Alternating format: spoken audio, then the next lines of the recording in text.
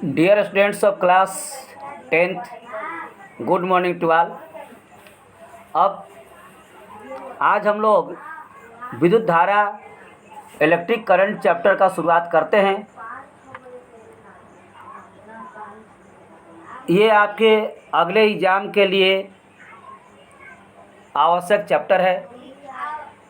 तो आज हम लोग विद्युत धारा में सबसे पहले हम लोग पढ़ेंगे कि पदार्थ के मौलिक कण क्या है। तो पदार्थ के मौलिक कण तीन होते हैं, फर्स्ट इलेक्ट्रॉन, सेकंड प्रोटॉन और थर्ड न्यूट्रॉन। अब हम लोग आगे की ओर देखते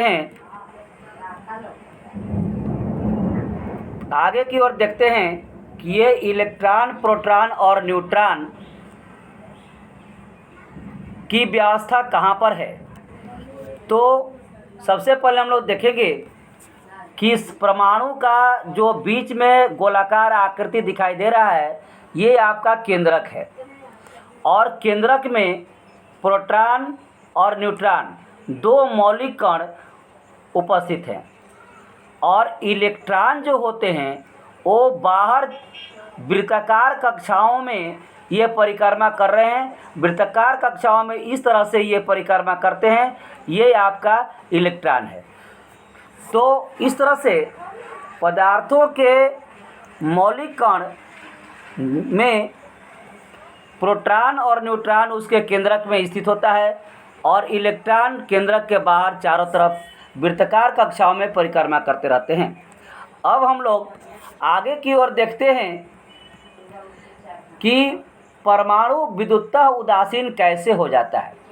तो किसी भी मौलिक कण में प्रोटॉन और इलेक्ट्रॉनों की संख्या बराबर होती है, यानी केंद्रक में प्रोटॉन और केंद्रक के बाहर इलेक्ट्रॉन दोनों बराबर होते हैं।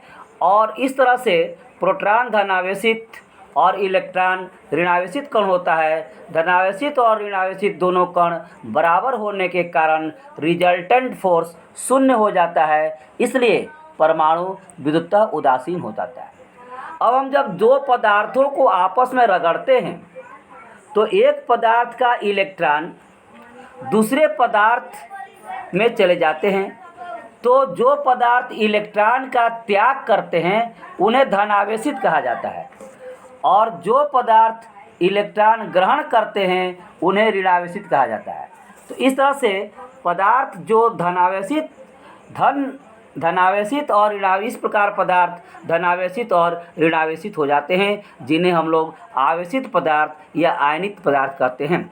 इसके बाद हम लोग नेक्स्ट डे मिलेंगे दूसरे टॉपिक के साथ। आप लोग इसका स्टडी करें। Thank you very much. Corona में अपनी जान को बचाते हुए घर में ही सुरक्षित रहें। Thank you very much.